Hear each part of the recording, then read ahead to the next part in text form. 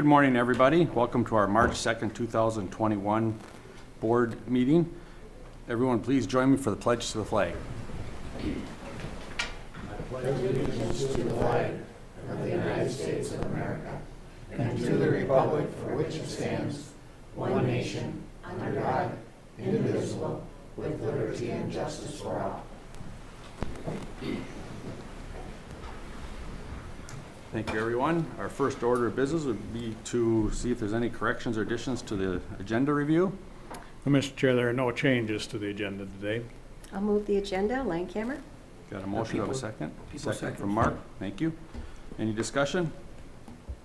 Stephanie, would you roll call, please? Commissioner Papp? Aye. Commissioner People? Aye. Commissioner Landcamer? Aye. Commissioner Struenberg? Aye. Chair Brunder? Aye. Motion carries. Okay, our first business on the agenda is the planning and zoning with Garrett Rolfing, land use specialist on the Feedlot annual report. Good morning, Garrett. Good morning, Commissioners. Morning, Gary. Morning. Here today to just take a quick review of the 2020 Feedlot Report. It's a request for approval of the 2020 Blue Earth County Feedlot Report. The attached 2020 County Feedlot Report is a summary of many related tasks that were completed by the County Feedlot Officer during the 2020 calendar year. This report is very similar to previous annual reports. Blue Earth County does earn performance credits for a number of these categories, included but not limited to site inspections and owner assistance. Performance credits are paid out to counties for work that has been done above and beyond the minimum program requirements of the delegation agreement. The report is an annual summary of the goals that are presented in the county's delegation agreement with the Minnesota Pollution Control Agency. The report shows there were 40 compliance inspections completed in 2020. However, those are sites that are required to be registered per Minnesota Rule Chapter 7020. There were an additional 10 inspections completed that do not fall under the requirements of our delegation agreement. One additional item that is not reflected in this report is the closure of liquid manure storage areas. In 2020, we were able to properly abandon 15 liquid manure storage areas at 9 different sites. Pending approval, this document will need the signature of the chair of the county board, and this form will be forwarded to the MPCA to be added to the records for the county. The board action is a signature from the board chair approving the Feedlot report. Okay.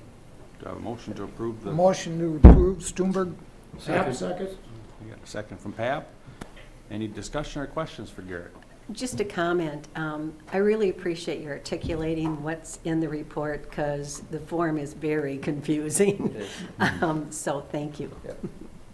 And this is a report that Garrett always does a great job on every year.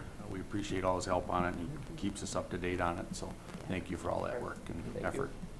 Mr. Kevin? Chair, I just want to appreciate mentioning the fact that we've abandoned 15 Yes. shut down manure storage. That's kind of a difficult task sometimes, but yet an important task and kind of an uphill climb, I think, at some time. So appreciate the work on that and just urge to continue to work on that. Over time, we'll hopefully get to where we want to be on all of those.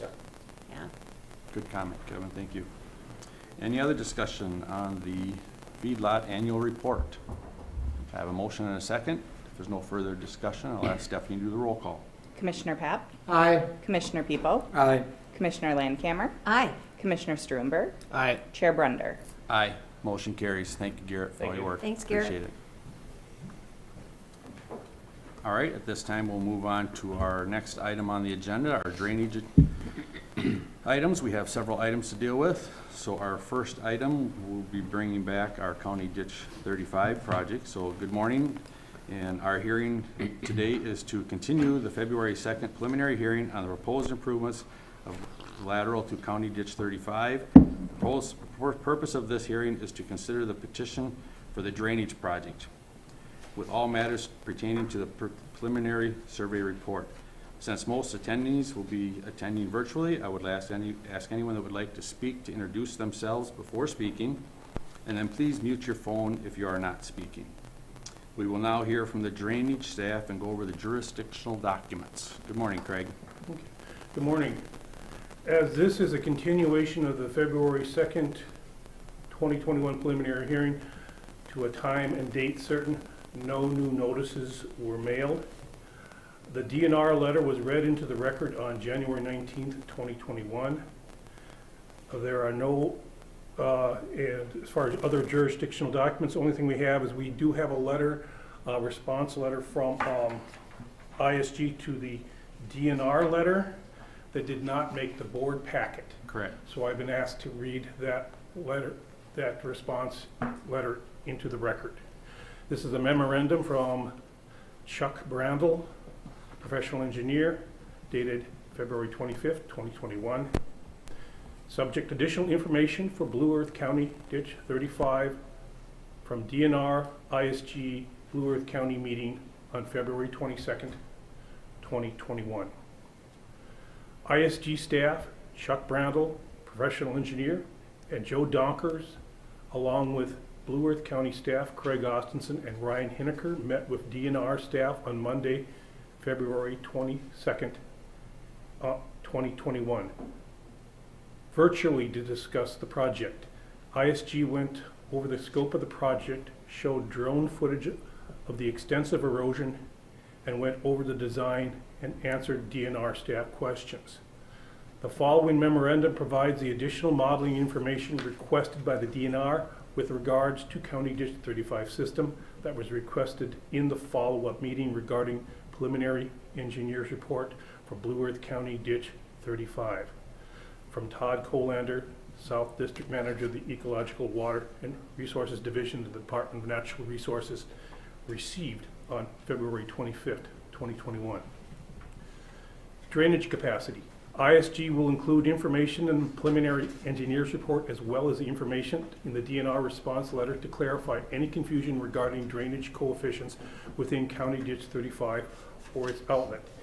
These are in the preliminary engineer's report, but will be in the modeling report section of the final engineer's report for easy review by DNR staff.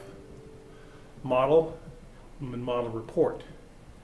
Most of the information requested by the DNR is ready to be provided to the DNR. A portion of the information requested by the DNR is currently not required by statute, but can be produced by ISG at the request of the board, specifically the volume of flow leaving the system in the existing and proposed scenarios. It is important to note that additional information requested take further investigation and that can be completed within 2 days. The encrypted XP swim models have been sent to the DNR for their review. Adequacy of the outlet. Additional investigation regarding the adequacy of the outlet can be done at the request of the board. In the final engineer's report, ISG will continue to look at design alternatives to limit flow rates in the 100-year event. However, if this investigation does not result in any feasible designs that will limit the 100-year storm event, is in the opinion of the engineer, the outlet still would still be adequate to handle the increased flow rates when considering the reduction in sediment that will be seen on County Ditch 35. The flow rates are reduced or very closely matching to existing, and flood elevations downstream are not increased significantly. Also, grades are closely matched and erosion control measures will be put in place to reduce outlet velocities. Design alternatives. The preliminary engineer's report completed by ISG focused on the petition submitted to the Blue Earth County, which was to replace the sloughing ditch along a tile ditch overflow channel. Alternative designs were included and presented to the landowners in the feasibility stage, and many have been eliminated by the landowners as not feasible or desired. As a result, ISG did not include it in the preliminary engineer's report. However, this can be included in the final engineer's report upon the board's request. Slope stability. ISG typically performs a slope stability analysis, but did not in this case, as we have already know the slopes are unstable and thus will be flattening them out considerably in the recommended option. Ditch slopes will be flattened in the improvement portion of the system. The ditch slope will not be steepened as part of this project. Portions of the ditch will be cleaned north of CSA 29, and side slopes repairs will be completed in a few areas along the section of the open ditch. It is the opinion of the engineers that the slopes upstream of County Road 29 will not be negatively impacted as a result of the improvement. However, under the circumstances that these slopes need repair, a repair to this section can be completed, but is not within the scope of the petition. Additional slope stability tests can be completed at the request of the board. Engage local conservation groups. ISG can reach out to Soil and Water Conservation District again and review the project to see if any design changes can be implemented and align with the landowner's best interest. This engagement has already been completed by the Blue Earth County staff. Wetland impacts. Currently, no wetlands are within the alignment of any of the proposed construction of County Ditch 5, and only non-perforated tile will be installed within the scope of this project. As a result, no wetlands will be impacted by the project. ISG can contact the TEP and apply for a no-loss certificate if the Drainage Authority so desires. But a level 1 wetland delineation was performed and there are no wetlands that will be affected. That's it for jurisdictional documents. Okay, thank you, Craig, for updating us on some documents. And at this point, we will move on and hear from the engineer, Chuck Brandel. All right, good morning. Good morning, Chuck. I wasn't, good morning. This is Chuck Randall. I wasn't planning on going over the report again, but I am here for questions. I just want to reiterate, this is the preliminary engineering hearing, and this is not the final approval of the project. I believe we did have a productive meeting with the DNR staff. We are going to share the modeling information and allow them some time to go over that, and plan on meeting with DNR staff prior to, if we move forward with the preliminary hearing, meet with DNR staff prior to the final engineering report submittal, to allow enough time to review things before we submit the final engineering report, and they can go over some of the modifications that we have, and if there's any other suggestions from their standpoint. I want to reiterate that this project's goal is erosion, not increased drainage capacity, and that many of the storm events we are actually decreasing flood elevations and flow downstream.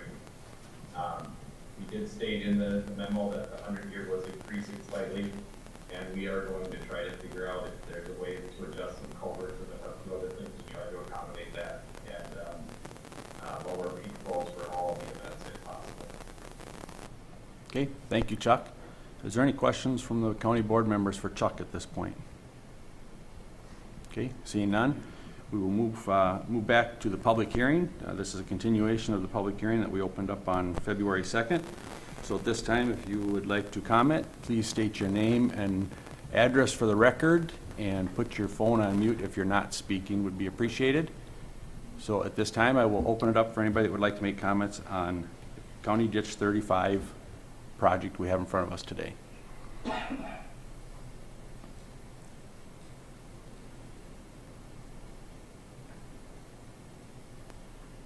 I'm here, Runner. Okay, there we go. Go ahead. Looks like I got Don. Don, did you come in, Don? Yes, good morning. There we go. This is Becky with Becky calling in. Good morning, Becky. And from Mankato. And I'd like to thank the board for... Becky, could I just get your address quick? Yes, 310 River Park Drive, Mankato. Thank you. You're welcome. I'd like to thank the board for the opportunity to voice our concerns regarding the Ditch 35 project, and also to recognize the work that the DNR and ISG have done to find resolution to this project.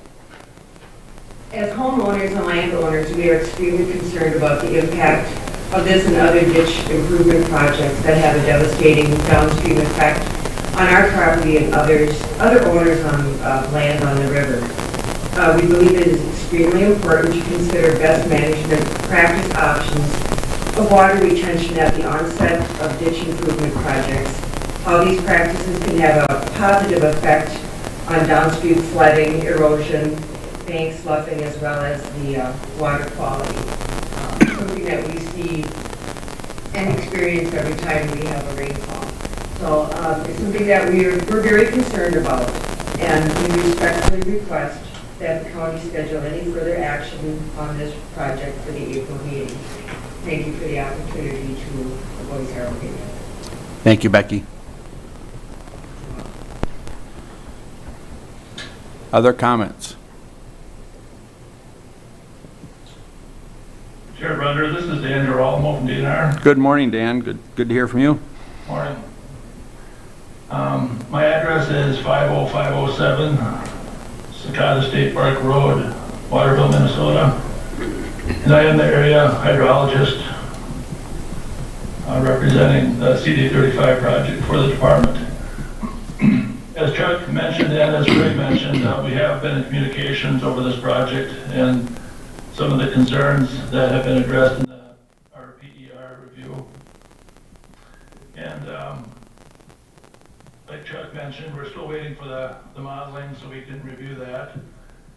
We also strongly recommend a geotechnical analysis to get a better handle on the source of the erosion, because we understand the county's been implementing several test procedures to experiment on what might work best and have spent considerable funds doing so. But to get a good handle on it, we recommend a geotechnical analysis, some soil borings to try to figure out why it's happening and what would be the best practice to solve that. We also have concerns about the outlet adequacy. I know the engineering report says they've addressed flows, and whether or not statute allows a thorough review of pre and post project flows, we would like to see that, because we believe the accumulated impact is not being accounted. And routinely the existing tile does not get reviewed, but we know most of the time that that existing tile remains functional and is connected to the new improvement somehow, resulting in increased flows at the outlet and increased flooding at the outlet. So we'd like to have the engineering firm in the county review that in more detail and share the results with us and have another discussion. But feel that approval of the PER is maybe premature and recommend tabling it again so we can get some of this stuff squared away before we roll into the final engineering report. Thank you. Thank you, Dan, for those comments. We appreciate you guys calling in. Other comments? Hello, this is Mark Bosacker, and I would like to comment about, it seems from the materials that I've read that it seems prudent to delay this decision and wait for the additional studies and information to be disseminated. Mark, can I get your address quick? Yes, it's 419 Nicollet Avenue in North Mankato, Minnesota. Thank you. Thanks for the opportunity to take part and for your work on these controversial problems.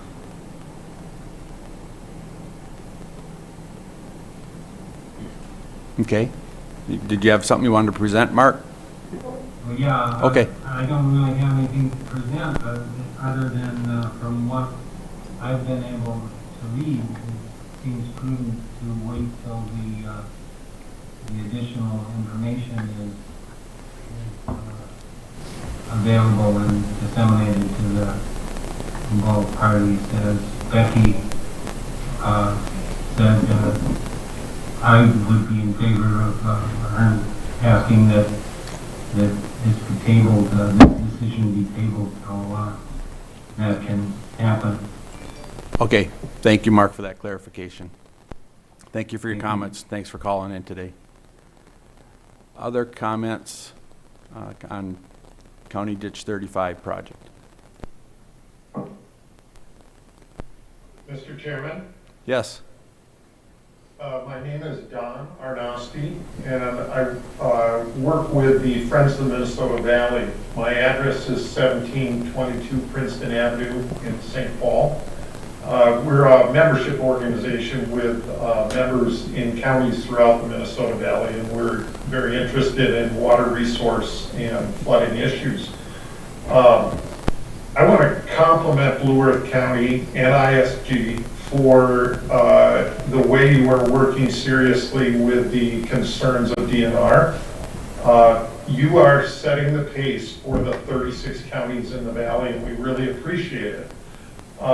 We recognize that you are working hard to try to come to a common understanding of what the effects of the project are and how they might be minimized and the downstream effects might be reduced. This is so very important because we all know the water resources of the Minnesota Valley are not in the condition that they should be in, that they could be in, and that they must be in. So we very much appreciate the patience you've shown everybody in trying to come to a common understanding of the science, the information, and the potential outcomes of this project. That said, I have reviewed the public documents that have gone back and forth, and it seems like there is a narrowing of difference, a closer understanding of what's being proposed, what the engineering firm is determining to be results, and what the DNR interprets.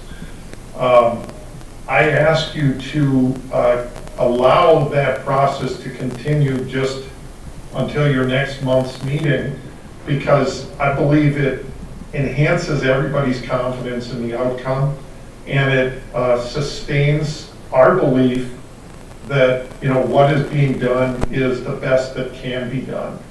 So we very much appreciate everybody's patience and understand that this has been a long process, but the extra effort to try to make sure that the technical expertise that our state agency offers and the technical expertise that Mr. Brandel's firm offers are coming to a common understanding of it. I think that is the best outcome for the citizens of the region and the citizens of the state, and we would ask that the county board consider continuing this hearing just one more time so that these final pieces of information and alternatives can be examined. Thank you very much. Thank you, Don, for those comments. We appreciate that. Other comments on County Ditch 35? Commissioners, can you hear me? Yep. This is Mike Roll, Crystal Waters Project. Good morning. Tammy Lane.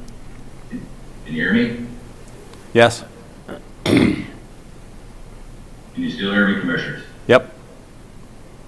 My name is Mike Roll, President of Crystal Waters Project. Address 102 Tammy Lane, Mankato. And I would just like to comment on drainage tile a little bit. Probably not directly affected at CD 35, but I would just like the county board to take into consideration the water displacement coming from all the private tiles.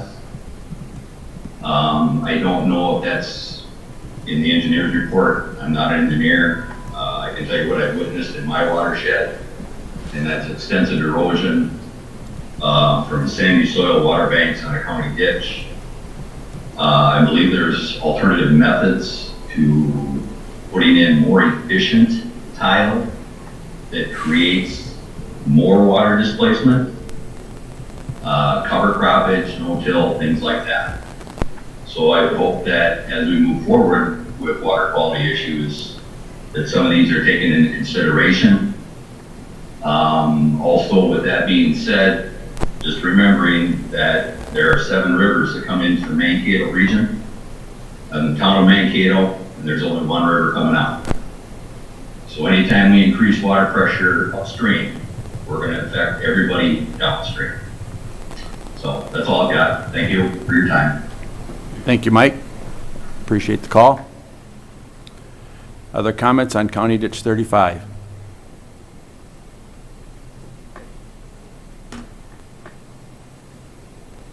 Other I would comments? like to make one more. This is Mark Bosacker again. Okay. And I've already given my address out. Mr. Randall mentioned a 100-year event. I know that in the weather numbers we see every day, average temperature, average precipitation, these are averages that are revised periodically. Like when we break an average or have a new high record, that's in relationship to data that's been revised within 10, 20 years. I'm not sure the time. I wonder when we mentioned 100-year event, are these 100-year events, are they rolling averages? Is this data revised? Do we really expect a 100-year event to be that rare anymore? That's all I have to say. I'm not trying to derail the business at hand, so I'll be quiet. Thank you. No, that's a good question, Mark, and I'll have Chuck answer that question after I'm done with the public hearing. Any other comments on County Ditch 35 project? I do have a request here in front of me from a Gregory Smith. I'm not sure if he got to call in, but I did get a notice that he was going to be on the call today, so I just want to make sure I acknowledge his receipt of his request to speak. So I'm just going to ask if there's a Gregory Smith that's on the call.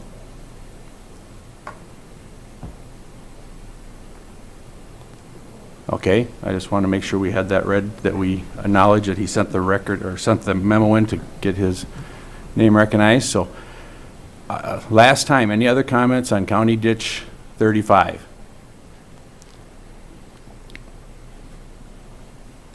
Mr. Commissioner, this is Robert Hobart from Lake Crystal, 51786 Eagle Lane.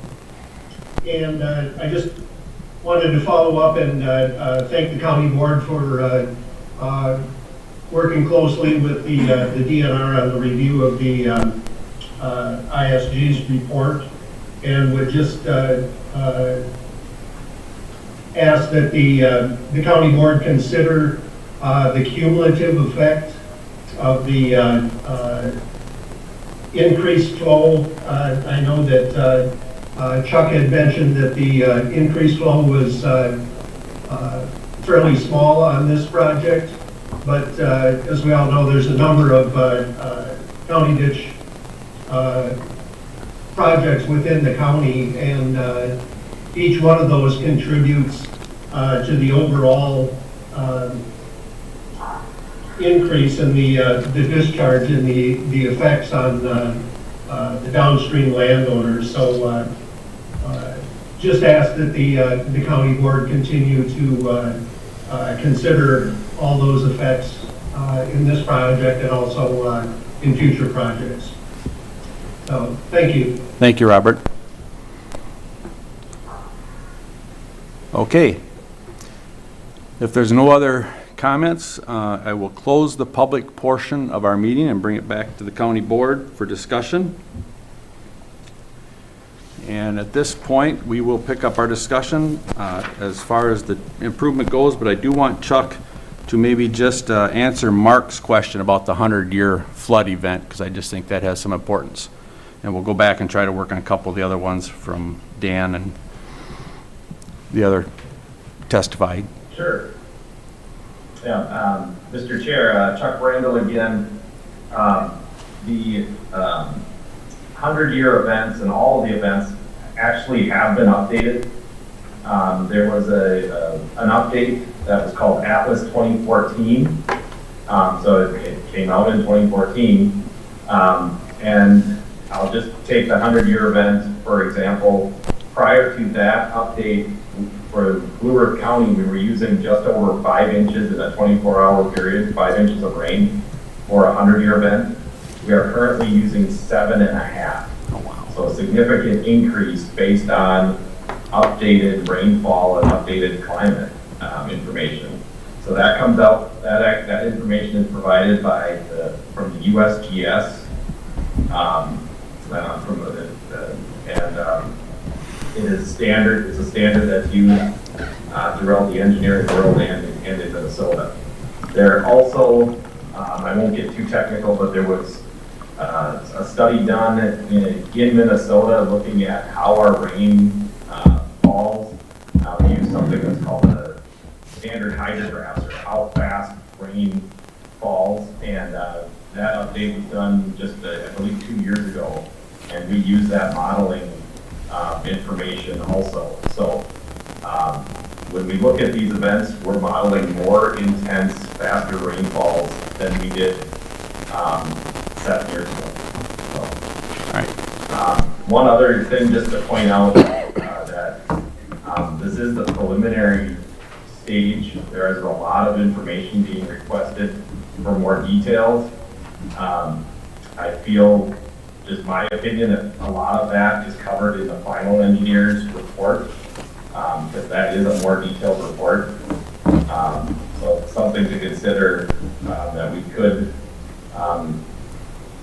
go over a lot of the information that was requested and include that in the final engineer's report. Again, the preliminary hearing is not a final approval of the project. Thank you for that answer, Chuck, on the 100-year flood event, and also the clarification on this is the preliminary report and the final will be coming forward. And can you just tell me, Chuck, how long does it take between now and before the county board would see the final report? An estimate. Probably, in this case, maybe 3 months. Just knowing that there's a few things to work on, some back and forth in a meeting with the DNR. Actually, I'd probably say 4 months. Probably 2 months of work, a meeting, and then once that report is submitted, there is a 60-day review period, both from the submittal and then setting a hearing. So, so it would be 4 months at the earliest, more than likely. The viewers also need to finish their report. I know they're working on it, and close. So that needs to be completed also. We would also have another landowner meeting outside of the hearing to go over the viewer's report and any changes that we made. Chair? Okay, thank you, Chuck. I've got a question Vance, for you got a Chuck. question? Chuck, you made mention quite a few times in your report that if the board requests, your company can do a test or do something. I believe the board is going to request that. But do we need to do that in a motion? I would. Yeah. Okay, how many of those would we need to, to do? I think you could do it all under the information provided in the response to the DNR letter. Just say, cover the items in that response letter with one motion, and you'd be able to cover up the items that additional work that was asked for. All right. Yeah, that's, Mr. Chair, that was what I was going to ask, and I don't know if it's proper that at this point I would move to continue the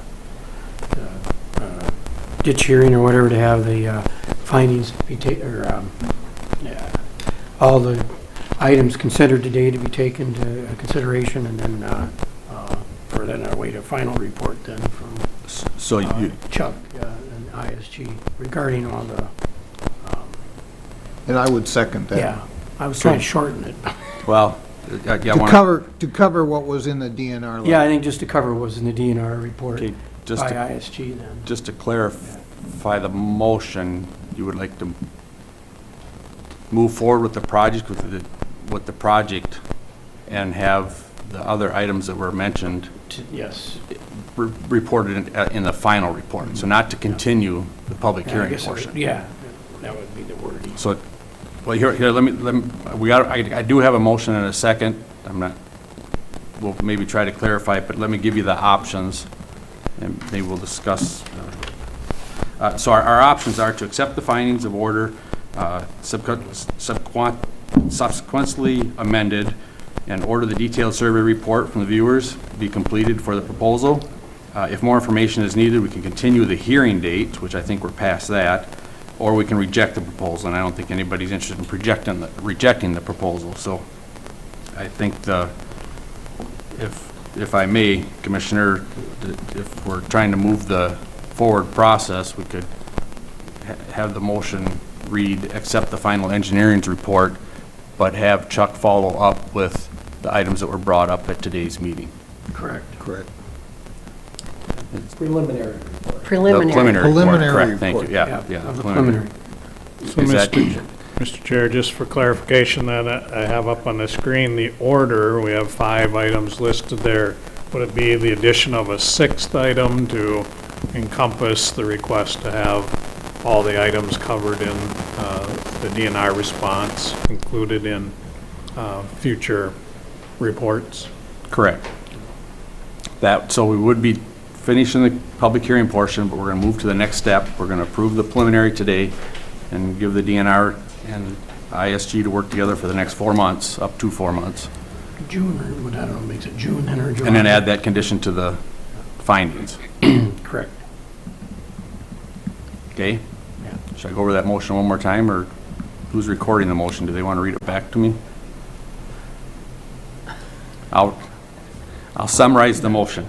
Stephanie, do you have it? Summarize one more time, please. All right.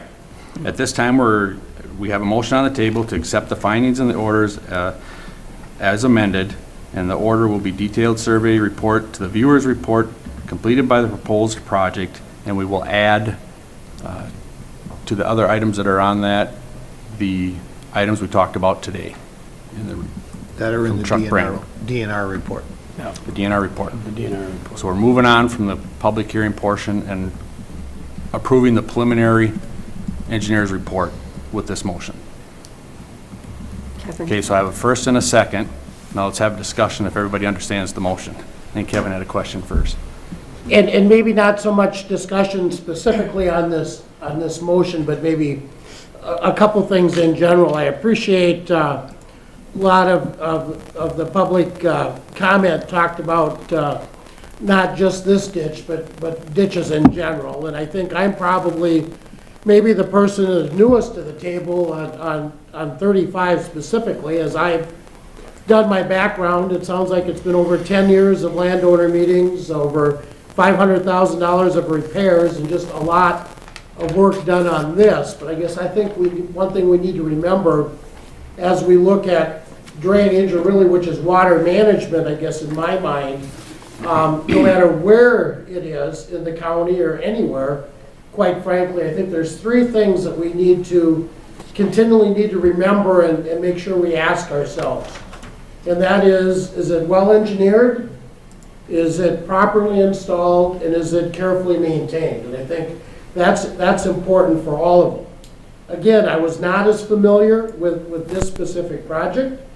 So quite frankly, last Sunday afternoon, we thought we'd take a romantic drive and toured Ditch 35. And, you know, it's not in an area that I drive by a lot, but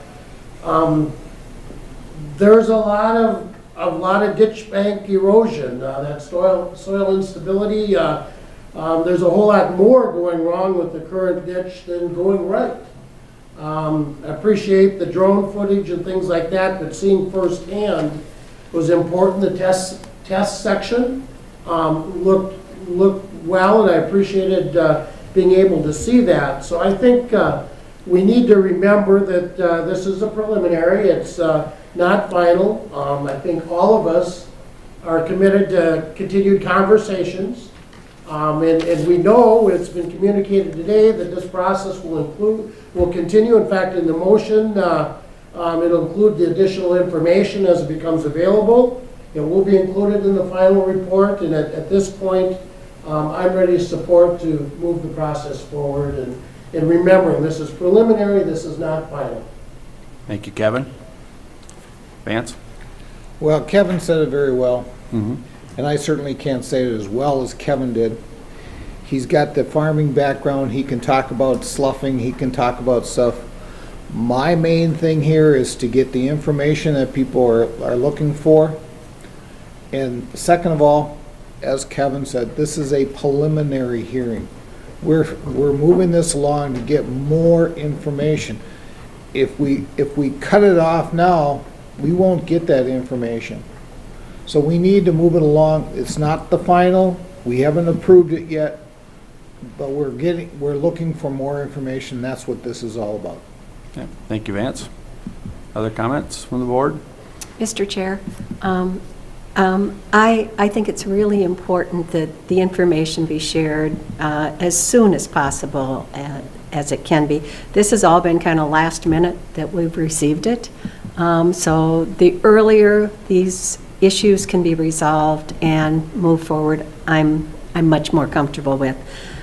It is preliminary, and I think that by starting this and working through it, that the final will determine where we go. But at this point, I'm willing to support it too. Okay. Thank you, Colleen. Mark, do you have any Just comments? that I appreciate the comments, and I think everybody, we're looking at the right direction, and certainly appreciate those out online that commented, and yeah, we want to add them to for the preliminary report, make it complete with all Thank you, Mark. necessary information needed. Perfect. Thank you, Mark. And I, too, would like to thank everyone for their input today and in the last couple meetings we've had in the continuation of the hearings. I've had several conversations with several of the people that are on the phones today, and it has been very educating to me. But we do like to keep good working relationship with the DNR and our ditch systems. We think here in Blue Earth County we are on the cutting edge of trying to provide a good outlet for farmers and deal with downstream issues that we have to deal with. And we are always supportive of water retention, or retaining or holding back the water as best we can. And I am sure Chuck will get in touch with Dan and answer his outlet adequacy questions. And I'd like to hear a little bit more about the geotextual survey and Chuck's opinion, but that's not for the public meeting portion here. That's for them to do in the background with the DNR. So I am sure all of that will get done, and I'm sure all the comments that were made today will be taken into consideration before we move forward. And I encourage Chuck and the DNR to keep moving forward and having these meetings and keeping people informed of what's going on, because it is a very big concern of the county board and Blue Earth County to have good quality water and the issues it brings up. So with that, I have a motion and a second to move through the preliminary and add a couple conditions to it. We've had good discussion. Any other last comments before I ask for roll call? Seeing no last comments, Stephanie, we've called the roll call for the County Ditch 35 preliminary improvement. Commissioner Papp? Aye. Commissioner Peepo? Aye. Commissioner Landcamer? Aye. Commissioner Struenberg? Aye. Chair Brunder? Aye. Motion carries. Thank you, everyone, for your time. You're welcome to stay for the rest of the board meeting. It is riveting, and I encourage you to listen. But thank you for your input and appreciate it. Kevin? Mr. Chair, I just would add, just more as general comments as we look at water management and all of these things. I think it doesn't matter if you're a farmer like me, or you're in education, healthcare, government. I think we all need to be committed to continuous improvement and how can we do better, and just appreciate some of the ideas in here as we engage with conservation groups. There are a lot of things as technology changes, and it's been mentioned, cover crops, crop rotation, residue management. There's a lot of things that we can look at. I think another thing that I'm committed to, and that's just the process, the conversations as we've gone to kind of a new system with the Drainage Review Committee from DNR and things like that. I think it's important we do what we can to to improve those communications. Not that they're bad, but we can always continually improve and have that ability to just have more conversations generally, on whether it's quarterly or whatever as these go. This is a specific ditch, but many of the things we talked about on this make a difference in all those other ditches and rivers in the county, and I think we need to consider that as well. Very well put, Kevin. You bring a good perspective to the board. Thank you. Mr. Chair, I think Kevin said it well, but I also want to thank all the people who are on this call. Without your input, things don't change. And so it's really important that you stay engaged, and we're all committed to less sediment, better, lower flows, all of those things for the water quality, because it not only impacts Blue Earth County, but it impacts the state of Minnesota. So thank you for your engagement. All right. Thank you, everyone. We will move on to County Ditch 48 hearing date.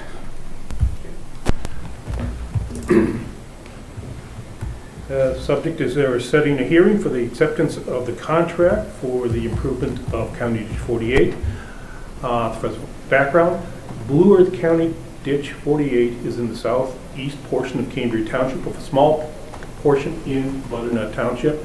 An improvement petition was received in 2016. The improvement project was approved, and after advertising for bids was let to Gustafson Drainage LLC. The project is complete. The engineer filed the final acceptance report on February 8th, 2021. A hearing to accept the contract is required under Minnesota Statute 103E.555. Requested action is that the board hereby grant the request to set a hearing date for the acceptance of the contract on the improvement of County Ditch 48, and that March 23rd, 2021 be the set date for the hearing. A draft of the findings and orders is in your board package. Okay, do I have a motion to accept the hearing date? People second. Got a motion and a second. Any discussion on the hearing date from March 23rd to 21? Hearing none. Roll call, please. Commissioner Path? Aye. Commissioner Peepo? Aye. Commissioner Landcamer? Aye. Commissioner Struenberg? Aye. Chair Brunder? Aye. Motion carries. Another hearing date for County Ditch 50.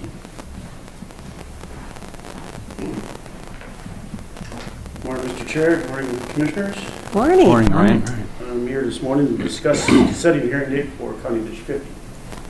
We have received a repair petition for County Ditch 50. The petition affects multiple landowners, one of whom is actually on the petition. The need for this repair is the best interest of the County Ditch 50 system. Between field inspections, additional engineering, and televising, the repairs have been deemed necessary. I'm here to request the approval of setting the hearing date for March 23rd of 2021. All right, do I have a motion to accept the March 23rd, 21 date for County Ditch 50? Move to approve. First from Vance, Pap second. Any discussion? Stephanie, we do the roll call? Commissioner Pap? Aye. Commissioner Peepo? Aye. Commissioner Landcamer? Aye. Commissioner Struenberg? Aye. Chair Brunder? Aye. Motion carries. Now we will work on Judicial Ditch 14 bid award. We have a bid award for the improvement of JD 14. JD 14 is a 545-acre watershed located in Judson Township. The Blue Earth County Drainage Authority made findings and order approving the improvements to JD 14 on September 8th, 2020. Chuck Brandel, the project engineer of ISG, prepared and advertised for bids for the improvement. Bids were opened on February 12th, 2021. There were 7 bidders with a low bid of $455,333 for bid alternate 2, coming from Chambers Excavating and Trucking LLC of Mankato, Minnesota. The engineer's estimate was $481,354.30. The engineer examined the bids and has verified references. Based on the favorable pricing received, ISG recommends proceeding with the bid alternate 2 option, which includes boring under both county roads rather than open cutting County State 8 Highway 11. This option reduces the need for detour during construction. The bid tabulation and the engineer's letter of recommendation is attached. Requested action, the engineer recommends that the Blue Earth County Board, acting as the drainage authority for JD 14, award the contract for the improvement of JD 14 to Chambers Excavating and Trucking LLC in the amount of $455,333. Thank you, Craig. Do I have a Pat motion? moves. Got a first? Do I have a second? People seconds. People seconds. Any discussion, questions, or comments? Good bids. I mean, good project. Hearing no other questions or comments, Stephanie, would you do the roll call, please? Commissioner Pep? Aye. Commissioner Peepo? Aye. Commissioner Landcamer? Aye. Commissioner Struenberg? Aye. Chair Brunder? Aye. Motion carries. Thank you, Craig and Ryan, for all your help this morning. Appreciate it. And again, anyone that's still on the line, thank you for your input at the public hearing this morning. We'll move on now to Public Works. Mr. Tildes.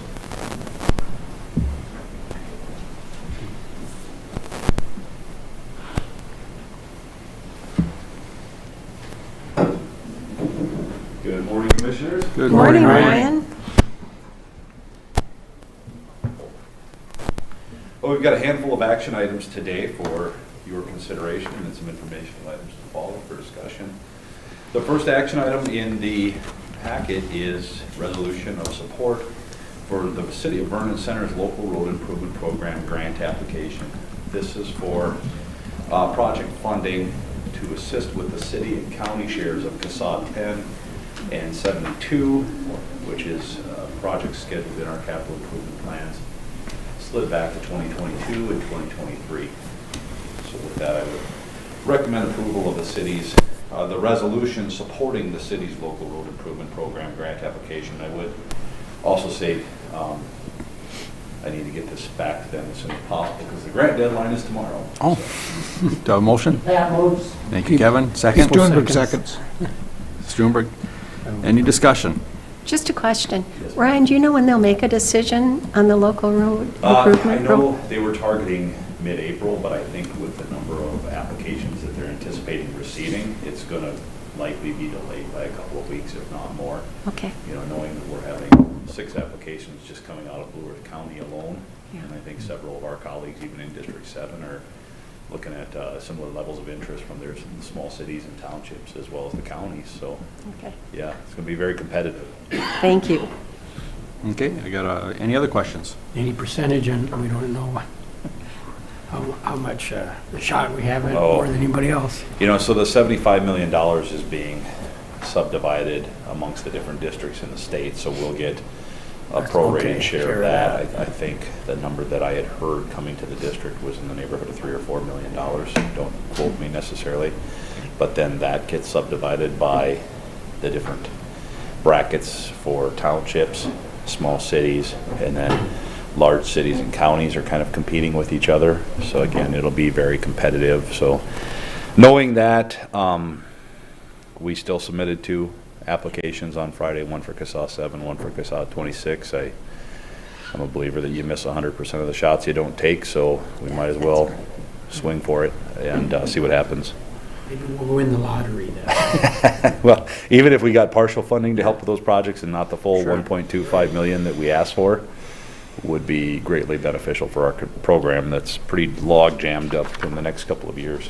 So, All right. Got a motion and a second for the Vernon Center LRIP grant application. Any last comments? Stephanie, would you do the roll call, please? Commissioner Pep? Aye. Commissioner Peepo? Aye. Commissioner Landcamer? Aye. Commissioner Struenberg? Aye. Chair Brunder? Aye. Motion carries. all right, thank you.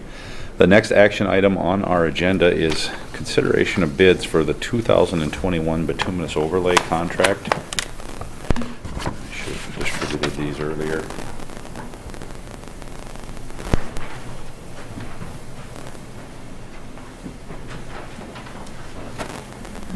We can pass it down, Ryan. We can pass it down.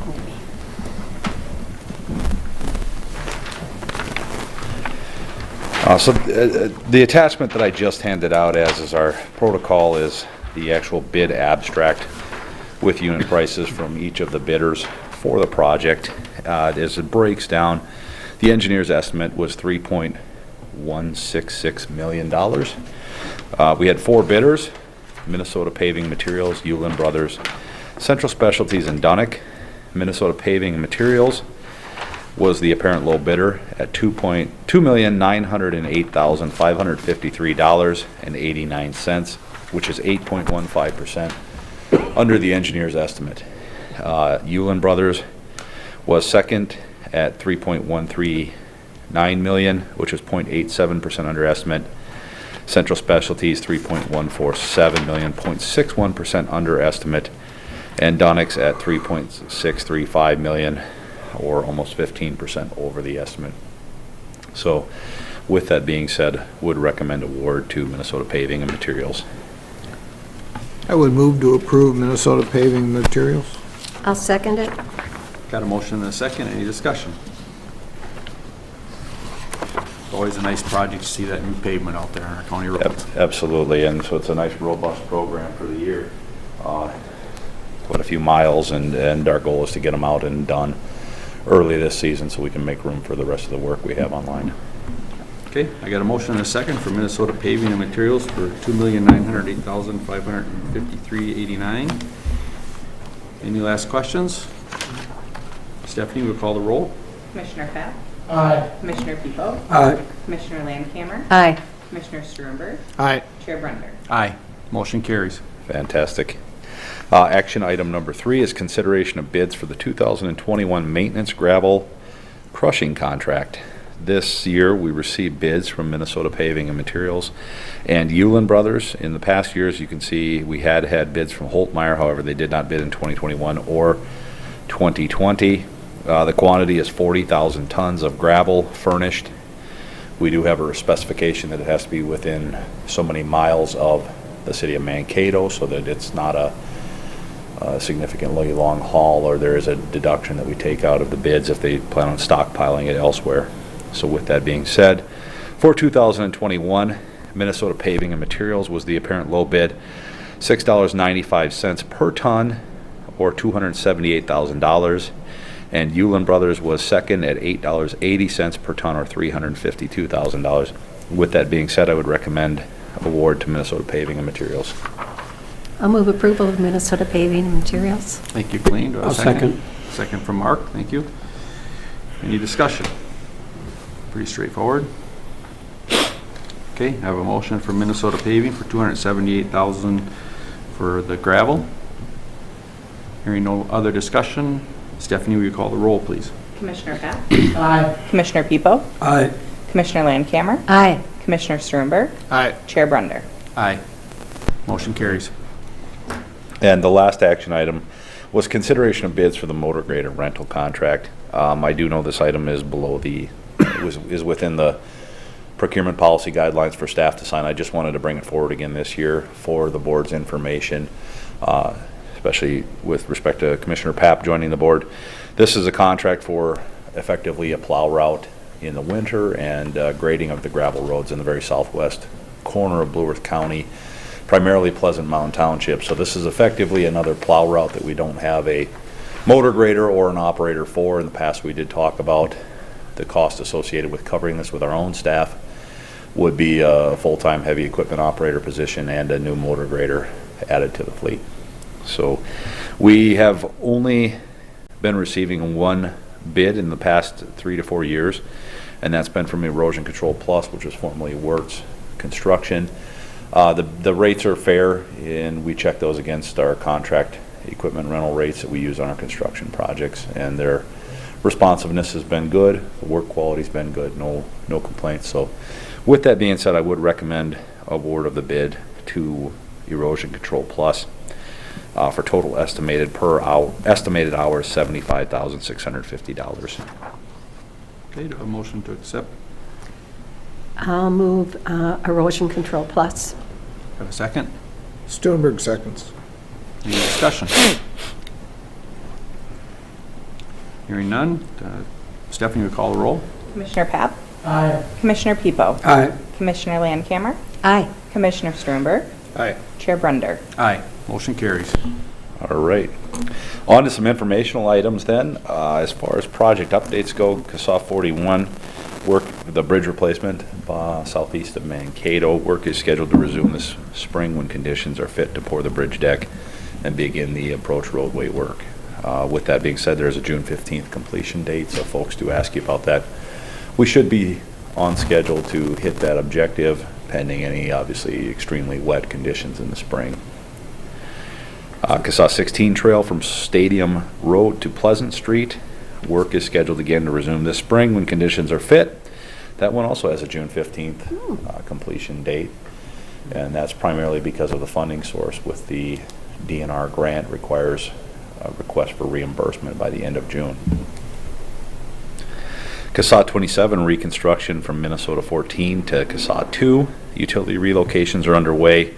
For Excel Energy and Great River Energy will begin relocating the large transmission poles within the next couple of weeks. We were just notified. The pre-construction meeting date has been set for March 18th, and work will begin this spring.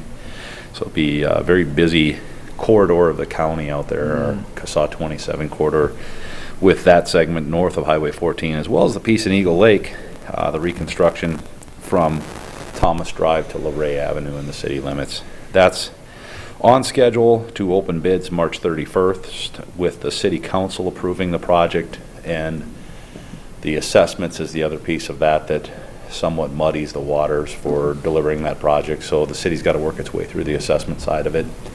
And then we would anticipate bringing that to the county board on April 13th for award.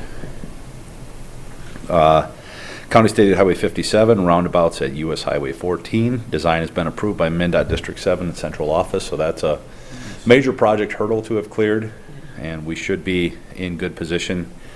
Now we're working through the agreements process with MnDOT. We have to have cooperative construction and maintenance agreements put into place, so my objective would be, because of the sequence that has to happen, to bring that to you at my non-regular board meeting or your next board meeting in 3 weeks and approve that at that point in time, so that we can open bids on April 7th and award on April 13th. There's several steps throughout that. Yes, sir? Stan? I did get a call from CNS, and I gave him your phone number. Talked about signage for businesses along there. I don't know if he called you or not, but what's the? I told him I was pretty sure there would be signage for businesses and stuff, but to give you a call. Correct. So we'll have an actual detour route up, depending on which way the traffic is coming from. They'll have to follow the detour. And then the agreement that we have with the city and with the state is that wayfinding signage for businesses that are interested in that will go through the city, and the city will install posts, but the businesses will be responsible for buying a sign from a local vendor, and then the city would put it up for wayfinding purposes. Okay. And that's been consistent with the city's practice on several past projects, so we've defaulted to that.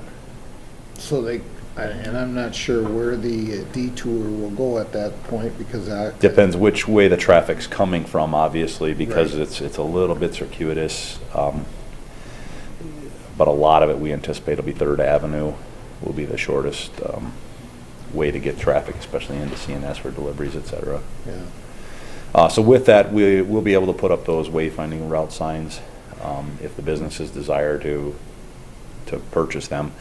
We'll be able to put them up on the city streets or the county roads. We do run into issues if they want them up on Highway 14. That's a whole nother can of worms that we'd probably rather avoid. Yes. MnDOT's good. All right. They've got policies with respect to that are pretty prohibitive of putting up those types of signs. Mr. Chair, if the bids are awarded on the 13th of April, when do you expect construction to start? Well, we would certainly anticipate rolling contracts over, getting those authorized, and we would hope to maybe be started by early May if weather conditions are fit. You know, we've got an objective of trying to have the project completed prior to school resuming in September, so that we're minimizing that impact to Loyola. Loyola, yeah. Good plan. Okay. Victory Drive, County Stated Highway 82 from Stadium to Hoffman. Plans are into the state for approval right now, so that's another one that we're looking at opening bids on April 7th and awarding April 13th. So I think last month you guys gave me a hard time about it was an expensive month. Next month, I'm just warning you, it's gonna be a wild ride. I'm just hearing the cha-ching, cha-ching going through here, so. Well, we're hopeful with getting a lot of these out in April to receive good bids. They are pretty significant projects when you look at the scope of them, collectively speaking. Victory and 57 are no small feat, nor is 27 in Eagle Lake is a pretty large city to reconstruct. So personally, I'm excited to get those out. I'd rather be seeing those go out in March and April like this than May or June, because it does generally lend better bid results for us. So we'll have a much stronger grasp on where our costs are, and if we have any excess funds that we can roll over into future year projects or pick up those shares of some of the local bridges that we need to tackle as well after we get these open. So we look at awarding that one on April 13th as well. County State Highway 1 from 9 to 90. Again, that's going to be a 2-year project. We're finalizing the plan changes as we meet with landowners. There's some minor tweaks that are necessary, and we're incorporating those, and we're going to get a final plan set approved. And then in addition to that, MnDOT has gone to the standard of updating their standard specifications every 2 years, which may sound like a good idea up front, but for us it's really not that helpful, because as you're developing these projects and have projects sitting on the shelf that are shovel ready, item numbers change and minor details change that are really, for the most part, irrelevant to the project as a whole, and we have to go through and then update effectively the entire plan set to reflect those specification changes. So it's cost us money on bridges, it costs us money on projects like this. So that has to be done, and then we'll be looking at getting that out to bid as the right-of-way comes in. That's been the other challenge out there, is there are some unique parcels, unique ownership situations. We have one where we need to utilize some right-of-way for drainage and for fill slopes, and it's one of those circumstances where the landowner's ownership is very hard to, we know who owns it, but we can't find them. They're very elderly. We're not even certain if they're still alive or if it's defaulted to their children. So Jack is diligently working on that, but it's hard when you don't get response phone calls and trying to track down the ownership chain. So we'll stay tuned on a couple of those parcels. But we're getting close, and we would anticipate late spring or early summer bid and award, and then getting that started. And obviously, again, that will carry through 2022 construction project. And I, for one, will be very happy to have that series of projects behind us and have that road improved. It's been a battle, which is obviously why the state was more than happy to give it to us. But you know, it's really rewarding to see that final project in the horizon as well. The overlays, we would anticipate the work will begin after spring weight restrictions are lifted. They're going to go on. I just saw this Thursday, so we'll be putting up signs for spring load postings, and the work we would anticipate should start as soon as those load restrictions are taken off, which is generally 6 to 8 weeks. Bridge replacements, we have those 4 bridges that are fully or partially funded on CASAS 7, 40, and 40, County Road 151, County Road 169 that we are working on getting delivered in the next year or two. With that being said, we're finalizing those plan updates we talked about with CASAS 7, intending to bid and complete that work in early season of 2021.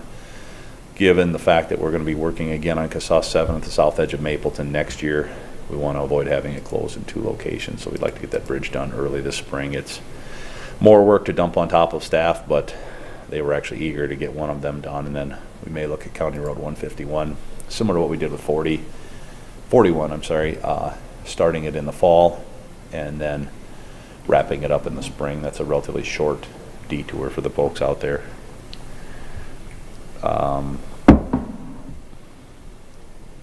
CASAS 7 in Mapleton, the design is set to begin. We actually have a kickoff meeting today at 1 p.m. for the project design with the city, ourselves, and our consultant engineer. And then again, we did submit the LRIP funding application for our share of the project, the city also put in an LRIP funding application for the Borkert Street intersection. So hopefully one or both of those, I think, would be fantastic candidates, especially given the tie to the new K-12 school and the regional impact that that'll have. I think those are great candidates. Rapidan Dam update. Bar Engineering is working on review of the historical documents per the scope of our agreements. Blue County is coordinating soil borings and access for the soil borings. Our objective is to get soil borings taken necessary for the reports done prior to flows increasing and things getting really muddy. So we want to try to take advantage of it while the ground is still partially frozen. Eagle Creek will be performing the Part 12 inspection in late May, and then an updated potential failure mode analysis study in June. We'll be attending those meetings. Commissioners, if anybody is interested, I know county commissioners have sat in on those on the past. If you're interested in the process at all or the discussions, I'm more than happy to share those dates with any commissioner. So That'd be good. Don't feel obligated, but I'll be more than happy to send those on to you. I really don't have any other noteworthy updates from Eagle Creek regarding where they're at in the lease process. There's really been no news. I've been trying to work on them about getting some of these historical documents released. Some of them are considered critical energy infrastructure classification documents, so they're not necessarily public information. So if we share those with BAR and they get put into a report that is then public information, there's concern. So I'm trying to work through that process, and it's very slowly, but I think I've gone to some separate staff and I'm making a little bit of progress on that. So wading through the bureaucracy of it. Last but not least, parks updates. So in the parks budget, we have some reasonable sized projects. One of them is replacement of the Red Jacket stairs that go up from the parking lot at Red Jacket Park up to the trail just north of the trestle. And if you've been on those, you know that they're wood, and they're west facing, and there's considerable amount of obviously tree canopy and foliage that doesn't allow much sunlight to hit those stairs. So the issue we run into is obviously the foliage, the leaves falling down, but then we also get moss on the stairs, so they become very slippery anytime they're wet. And they're kind of always wet because the sun never dries them off, which has also led to the decay of the wood. So as we looked at replacement of those stairs in the budget, we're actually looking at using a steel stairwell and putting that in so that water will be able to drain through the open graded steel, and the leaf accumulation and the moss growth, etc. Easier to clean, easier to maintain. So we're moving forward with getting quotes on that, getting a footing design done for the stairwell design, and then we'll be getting quotes. So we're going to get some general design guidelines set up for the bidders to use as a guide, and then they'll actually engineer the stairwell and provide quotes on it. So that's moving forward to get done this year. The Regional Parks and Trails Commission Master Plan update. The final plan modifications are underway after our most recent meeting and the City of Mankato's meeting reviewing the draft plan. So our intent would be to bring that to you at a subsequent meeting for approval of the final master plan, and then we'll submit it to the Parks and Trails Commission. And then hopefully we'll find out that we're eligible to start applying for future projects for funding. Bray Park, just a little bit of an update. We did have a reasonable sized budget for playground updates. The existing playground set, we've been kind of piecemealing it together, and I should have emailed this out, but this is the beach playground. So we're actually working on a replacement for that, and it'll be part of the design concept is that it will be ADA accessible, and it'll have it'll be connected, but play areas for really young children and then one for a little bit bigger children, so that they're kind of have a little bit different sizes of slides and stairwells, etc., so that the little kids can play on one part and the little bit bigger kids can play on the other. So we're moving forward with that project, trying to get that done this year as well. So we're excited about those improvements. We were piecemealing slides out and pulling chunks of playground equipment off of other parks and kind of reducing the scope of those just to keep this one functional, because the slide was getting to the point where there were exposed pieces of plastic, and it's served its useful life, and it's probably one of our most highly used park playgrounds. So excited to get that underway. Other than that, I'd be happy to answer any questions that you might have. Any questions for Ryan? That's exciting to hear. That is a busy park, so. Yeah, absolutely. Appreciate So how long did it take for the parks to get filled up on March 1st? It went pretty popular. I haven't seen a report out on it, but I know unfortunately we had some phone issues with the new system where calls were being dropped once they were stacked up 3 deep on the line. So there were some unhappy folks. So if you do hear about that, I'll forewarn you.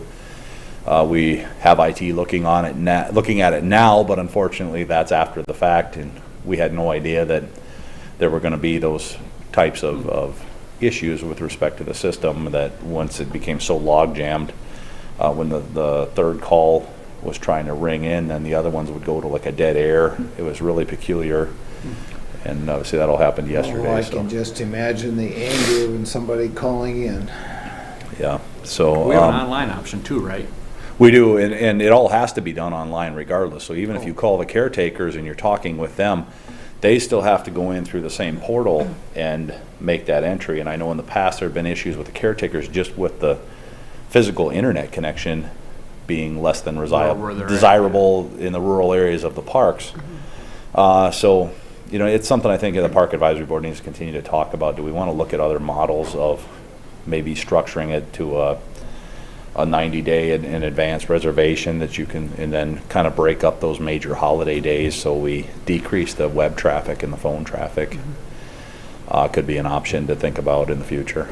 We know it's less than desirable, but the server's size to handle the workload, but when everybody wants in at the same day and time, it's problematic. But we also know people like to know that they're either getting a spot or they're not getting a spot, so that if they want to go camping on the 4th of July and can't get into Bray Park, they can make a reservation at another park. So it's a bit of a double-edged sword. And the big issue is people want to do it now that everybody's expecting COVID to be pretty much completed by this summer.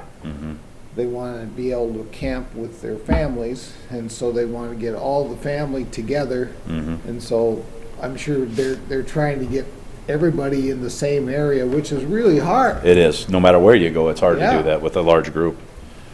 Yeah. So good news is people are interested in using our parks at a high level. So we have some of the best. Thanks to our Parks Department. Well, thank you, Ryan, and thank you for the tour yesterday. They did a great job setting that up. I thought we were very well treated with all the places we went to, and the bus ride worked good. So good tour yesterday. Yeah, I wish I could take credit for any of it, but I was along for the ride, and I'm very appreciative of your guys' time spent to take a full day out of your busy schedules to review those facilities. And taught me a lot. I tell you, that was some amazing information. Yeah, I have to thanks to Bob and John for lining up the tours. They did a great job with it. So, all right. I always think you learn so much when you see it. Absolutely. And asking the question as to what would you do differently, I think it's always really important. Yep. Yeah, I know Chad had pages of notes. I have a file on my phone full of things that I picked up. So definitely good as we start looking at design of our facility. Yeah. So, all right. All right. Thank Great. you, Ryan. Thank Have a you. nice day. Thanks, Ryan. All right, let's take a break till 10:30. Okay.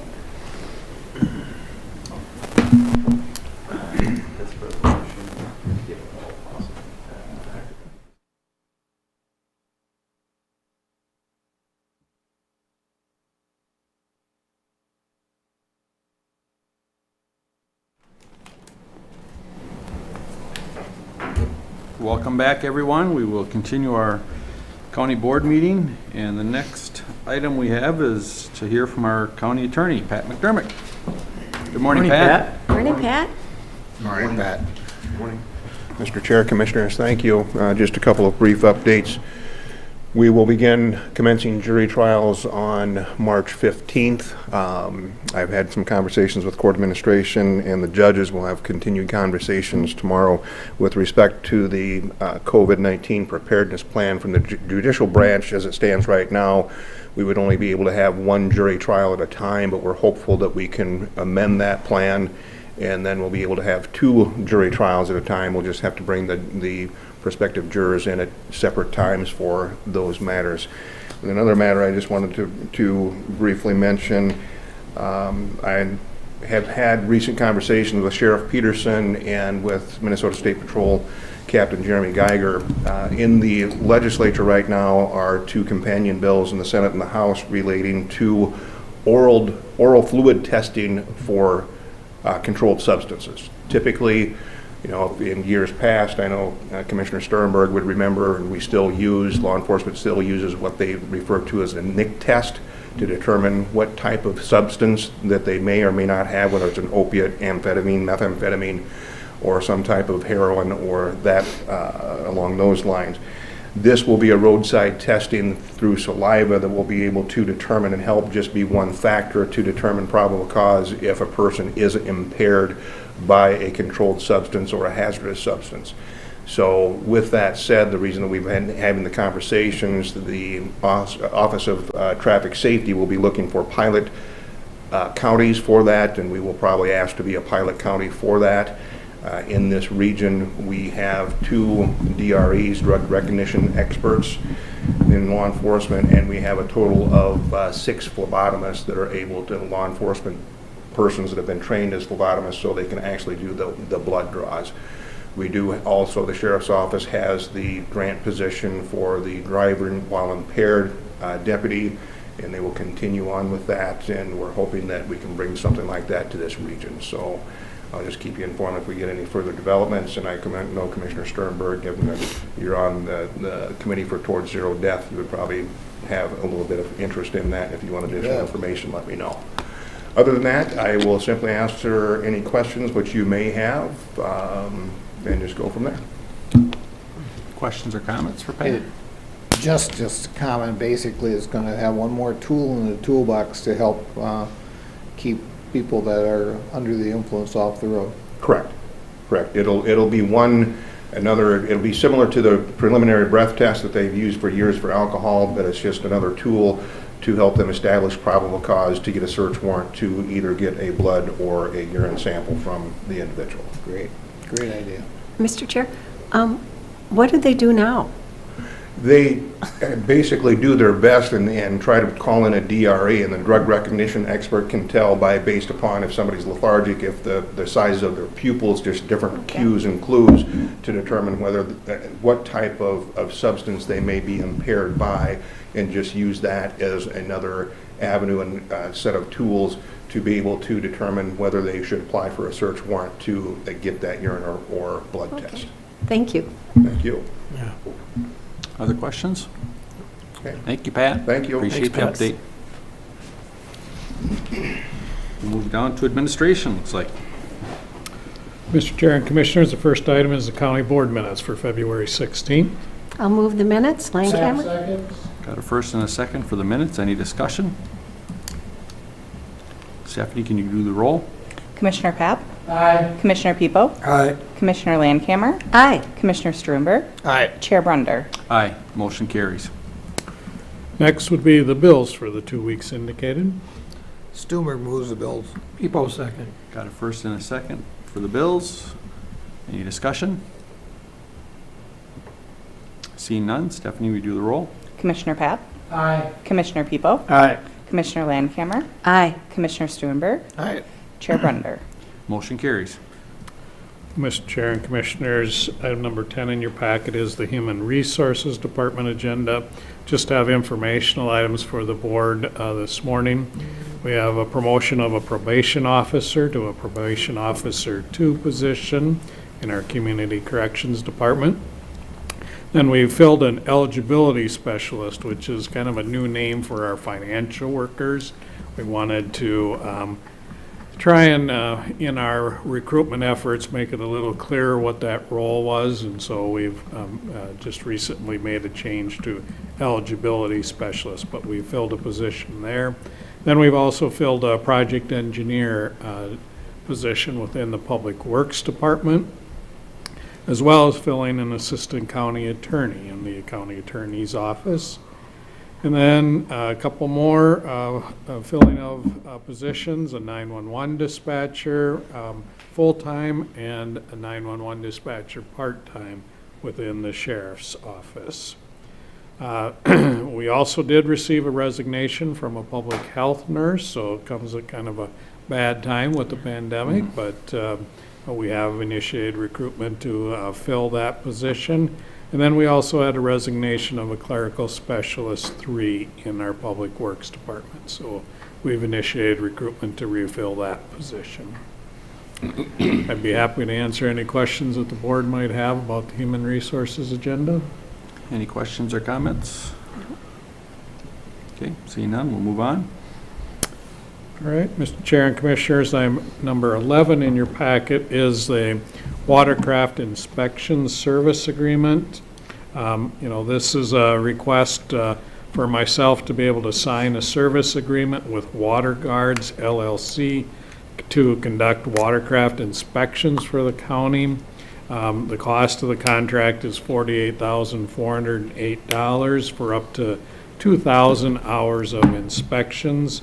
This is the 5th year that we've done this inspection program to prevent the spread of invasive species in Blue Earth County and throughout the state, really. So we would have inspectors at Lakes Ballantyne, Duck, Loon, Lura, and Madison, and at least 50% of the time would be scheduled on a Friday through Sunday, so kind of hitting those peak uses of water, fishing and boating activity.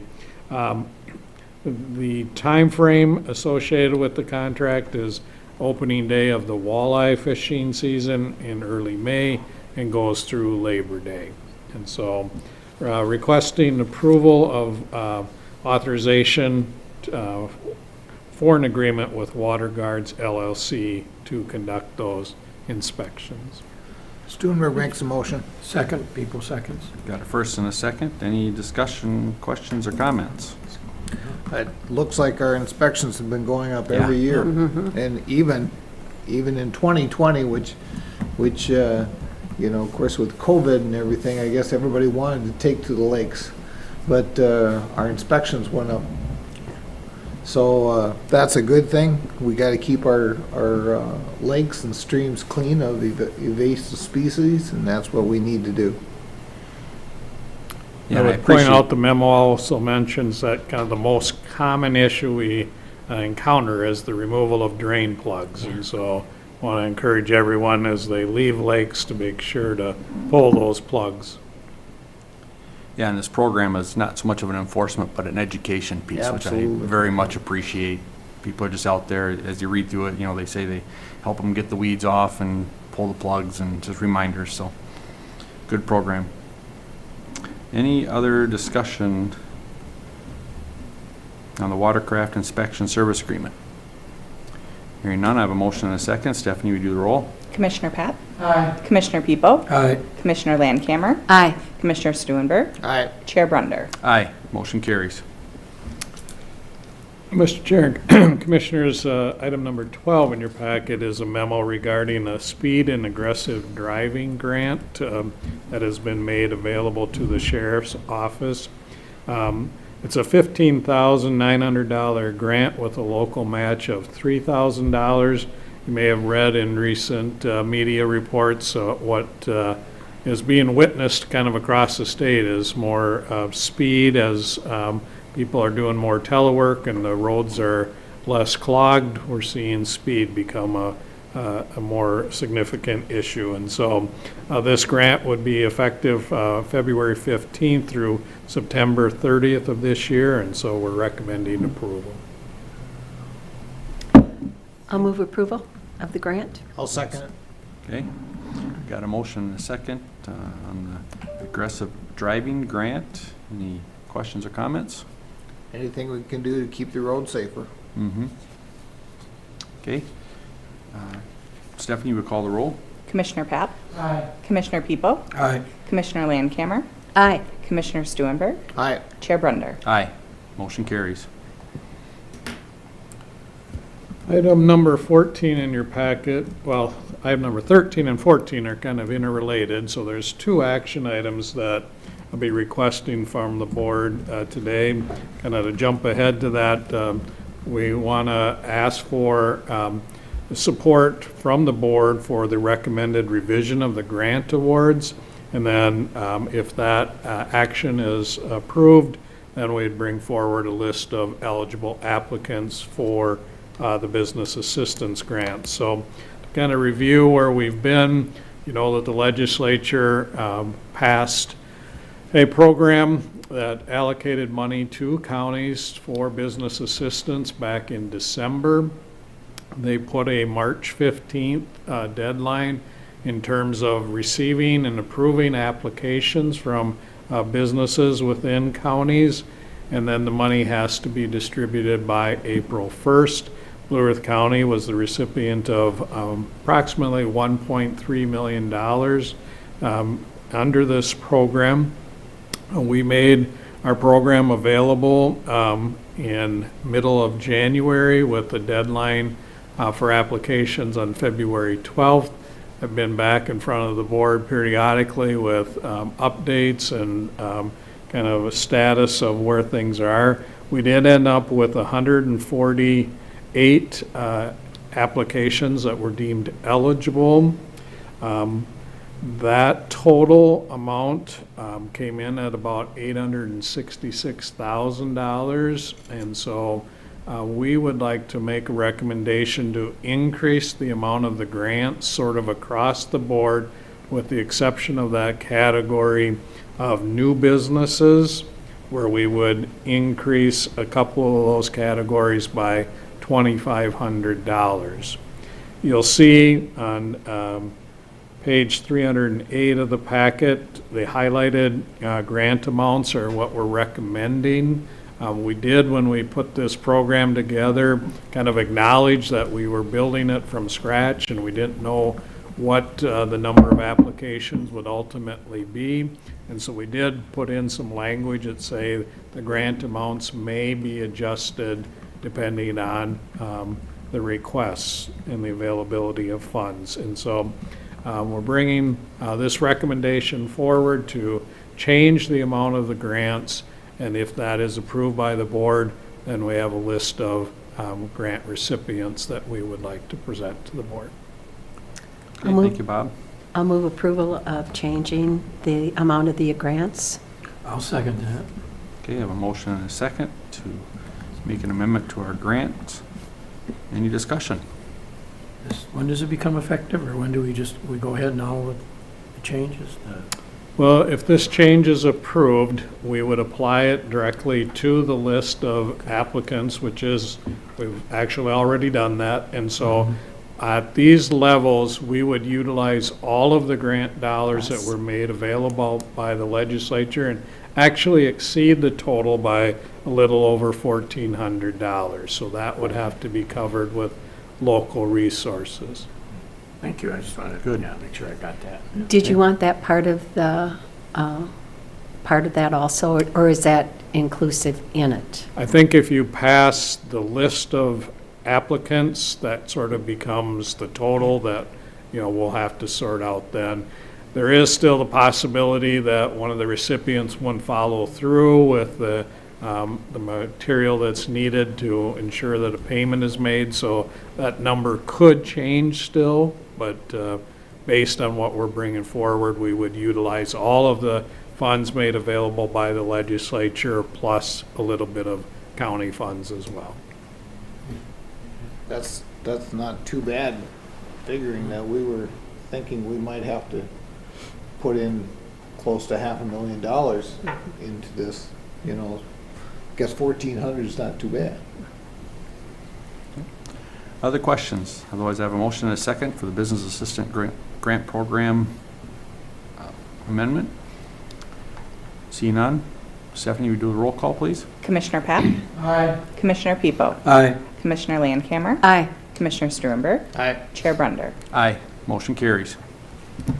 Well, Mr. Chair and Commissioners, starting on page 310 of your packet is the list of the eligible applicants. I want to, I guess, call out Mr. Vogel and Ms. Kramlinger, who are here with us from the city of Mankato, who kind of did the heavy lifting in terms of reviewing all these applications.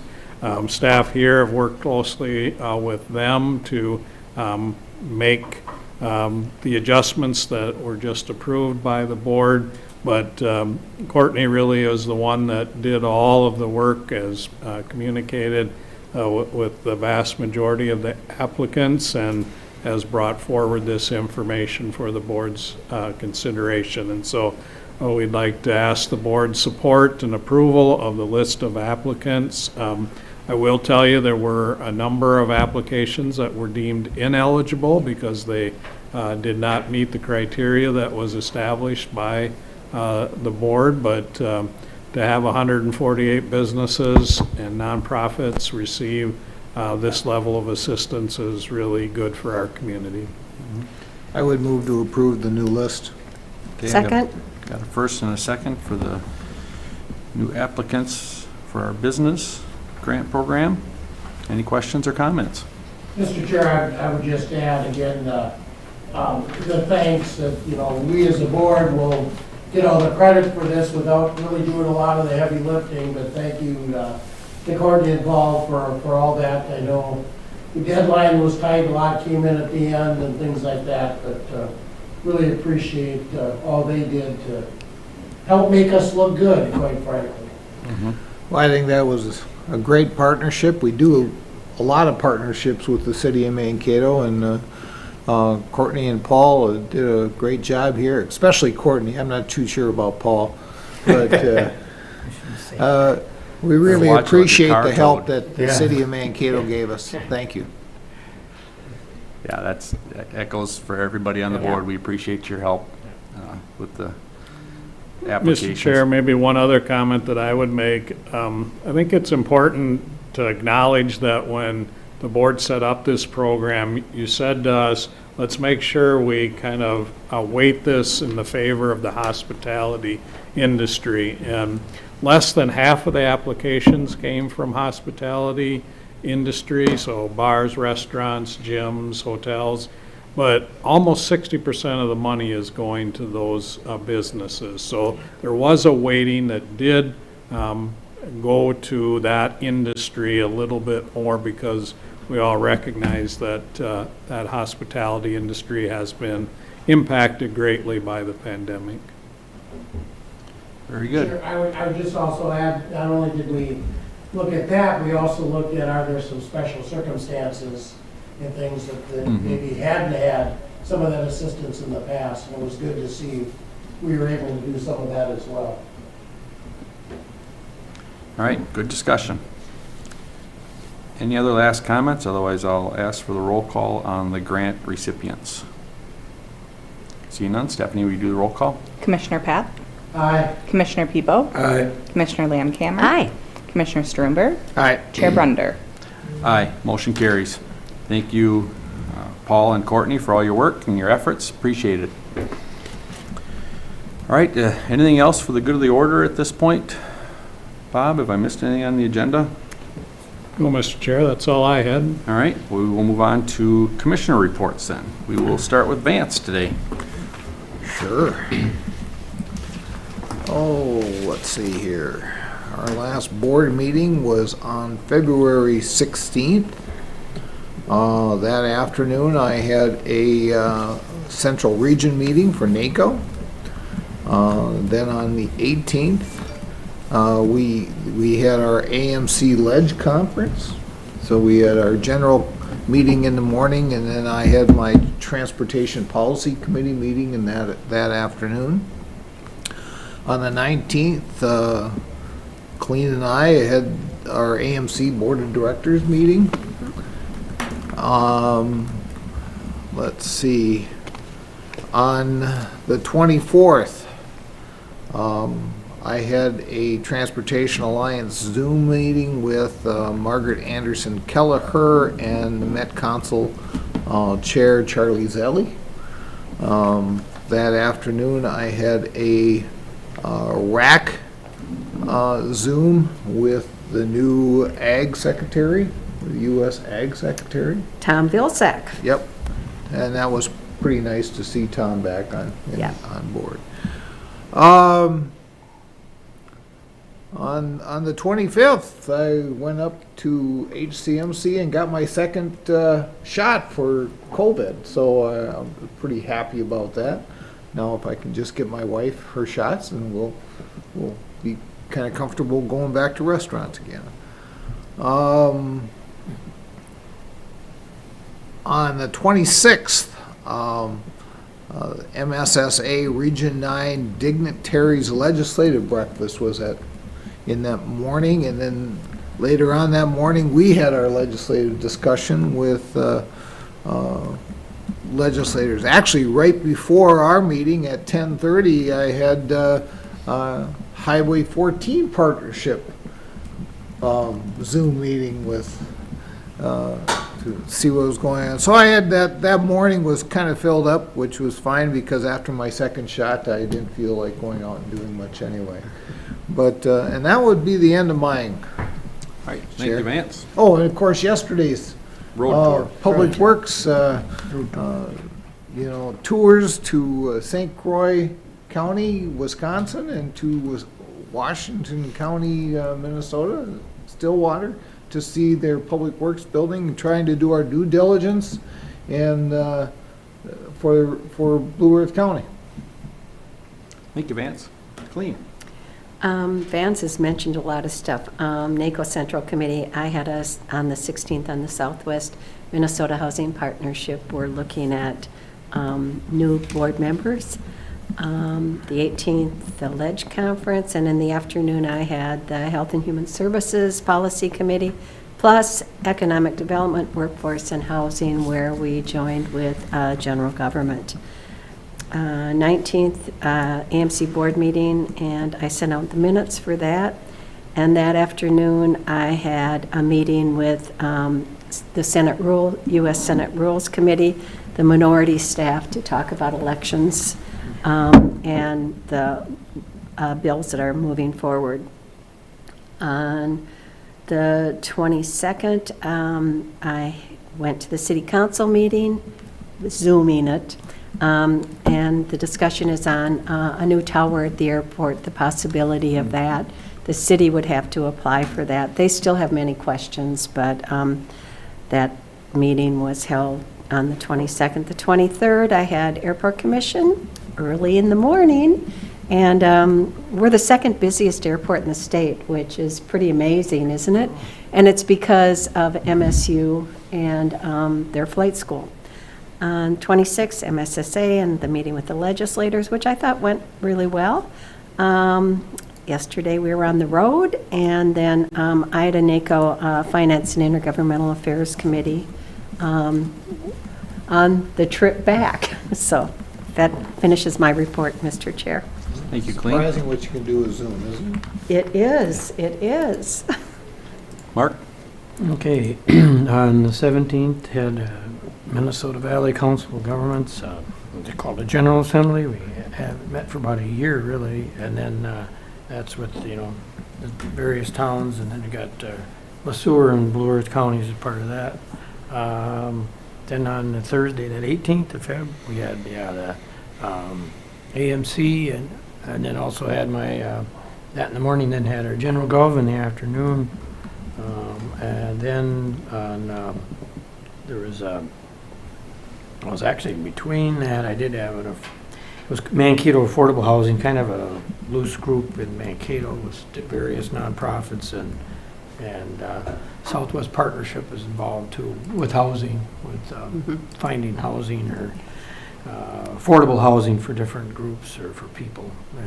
Obviously, they have a lower income, but anyway, that's kind of a informative type meeting a lot. Then on Wednesday, the 24th, did have a Paddle Pass Poverty Planning Committee, and as everybody knows, that'll be April 24th with at our Blue Earth County parking ramp on the main floor, and then Board of Directors of the partners in the afternoon. And then on the 26th, did have that was our, of course, that was a little lively there with our legislators at the work session with them. And then, of course, yesterday with that was a fun trip yesterday. It was. Good trip. Got a lot out of it, really. Thank you, Mark. That's my report, Mr. Chair. Thank you. Kevin? Thank you, Mr. Chair. All the meetings with the other commissioners have already been mentioned. I attended the Lake Crystal City Council meeting with Ryan on February 16th. We talked about Lily Lakes Trail. Participated in my third AMC new commissioner training on February 17th. February 18th, my first AMC Environment Natural Resources Policy Committee meeting was held. I've done my Blue Earth County Extension Committee orientation, and last night participated at the Lake Crystal Walker Memorial School Board meeting with elected officials, and was asked to bring thanks from their school board as well as staff. Thank you to Blue Earth County for the support. Other conversations with staff and others this last couple weeks has kind of been all about the L's, Leesburg Lake, license tabs, and Lily Lakes trails. We've talked about, and upcoming, plan to participate in my first township officials meeting. Thank you. Thursday, end of the month. Yeah. Thank you, Kevin, for that report. The things that haven't been mentioned that I participated in was my MVAC personnel and executive meeting. Not a whole lot of new stuff going on there. We had to pass a couple things for Head Start. Then we had an MRCI executive meeting also. We got a little bit of interest on the Map Drive location that we're trying to sell, so we had to do a little discussion about that, but nothing solid at this point. At our statewide emergency communication board, which I report to that board as a legislative chair, gave my report there. That is a large organization. There's about 30-some people on that call, and they have to do roll call for everything. So, but they get a lot of reports, and they just seem to keep us really well informed with what's going on in the state. So it's helpful to our region. Had several meetings on County Ditch 35. The ledge meeting was mentioned, but I thought it did go fairly well. The group was a little larger. When I first got that first list of people, I thought that was a little large at first, but I think we did manage it pretty well, and it was nice to see the ability of Zoom and being able to see the congressman pop off the floor and talk with us and then jump back out to vote. So technology does have some benefits. Mm-hmm. And then yesterday, just a couple comments on the road tour. I thought that went really well.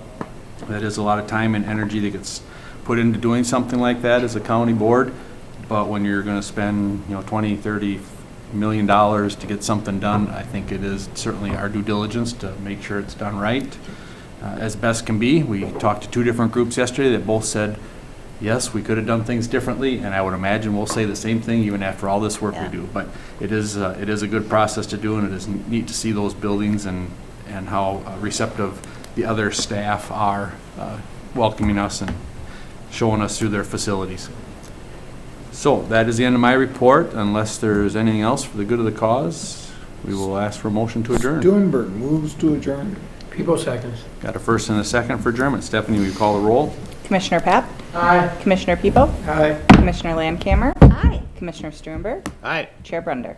Aye. Motion carries. We are adjourned. Thank you, everybody, for your time. Thank you.